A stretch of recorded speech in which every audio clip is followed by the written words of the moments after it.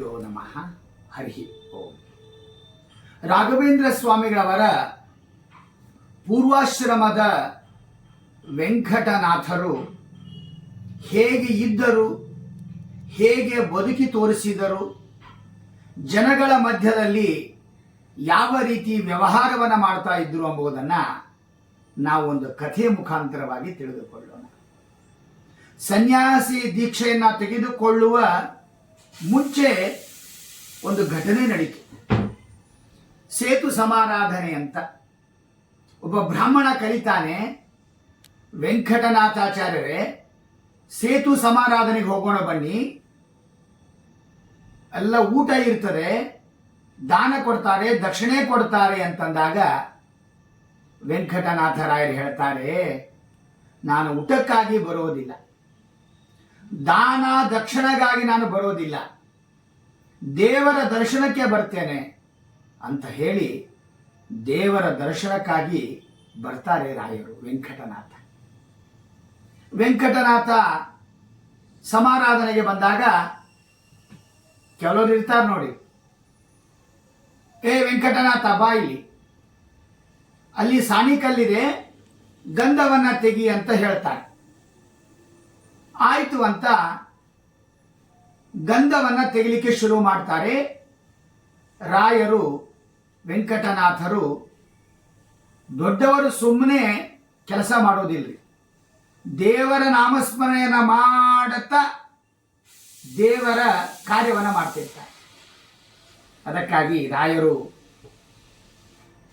ಅಗ್ನಿ ಸೂಕ್ತವನ್ನು ಹೇಳ್ತಾ ಅಗ್ನಿಮೇಳೆ ಪುರೋಹಿತಂ ಹೀಗೆ ಮಂತ್ರವನ್ನು ಹೇಳ್ತಾ ಗಂಧವನ್ನು ತೆಗಿತಾರೆ. ಆಗ ವ್ಯಕ್ತಿ ಬರ್ತಾನೆ, ಗಂಧ ಆಯ್ತೇನ್ರಿ, ತೆಗೆದ್ರೇನ್ರಿ ಗಂಧ, ಸ್ವಲ್ಪ ಆಯ್ತಲ್ಲ ಗಂಧ ಅಂತ ಹೇಳಿ ಗಂಧವನ್ನು ಇಸ್ಕೊಳ್ಳಿಕ್ಕೆ ಬರ್ತಾನೆ ಬ್ರಾಹ್ಮಣ. ಆಗ ವೆಂಕಟನಾಥರಾಯರು ಹೇಳ್ತಾರೆ, ಈ ಗಂಧವನ್ನು ನೀವು ದೇವರಿಗೆ ಸಮರ್ಪಣೆ ಮಾಡಿ, ಆಮೇಲೆ ಎಲ್ಲ ಬ್ರಾಹ್ಮಣರಿಗೆ ಕೊಡಿ. ಆಯ್ತಾಯ್ತು ಗೊತ್ತಿದೆ ಅಂತ ಹೇಳಿ ಬ್ರಾಹ್ಮಣ ಗಂಧವನ್ನು ಇಸಿದುಕೊಳ್ತಾನೆ. ಅದನ್ನು ತೆಗೆದುಕೊಂಡು ಎಲ್ಲ ಬ್ರಾಹ್ಮಣರಿಗೆ ತೀರ್ಥ ಕೊಟ್ಟು ಗಂಧವನ್ನು ಕೊಡ್ತಾರೆ.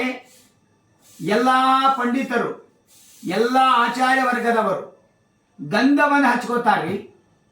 ಆ ಗಂಧ ಹಚ್ಕೊಂಡಾಗ ಹೆಂಗಿತ್ತು ಅಂದ್ರೆ, ಹಸಿ ಮೆಣಸಿಕಾಯಿ ರುಬ್ಬಿ ಹೆಂಗ ನಮ್ಮ ದೇಹಕ್ಕೆ ಹಚ್ಕೊಂಡ್ರೆ ಉರಿಬೇಕು ಹಂಗ ಗಂಧ ಉರ್ಲಿಕ್ಕೆ ಶುರುವಾತ.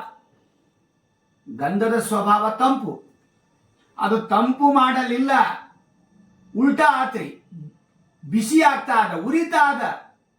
ಆಗ ಎಲ್ಲರೂ ಕೇಳ್ತಾ ಇದ್ದಾರೆ, ಯಾರು ಗಂಧವನ್ನು ತೆಗೆದರು, ಯಾರು ತೆಗೆದಿದ್ದಾರೆ? ಆಗ ಗೊತ್ತಾಯಿತು ವೆಂಕಟನಾಥನು ಗಂಧವನ್ನು ತೆಗೆದಿದ್ದಾನೆ ಅಂತ.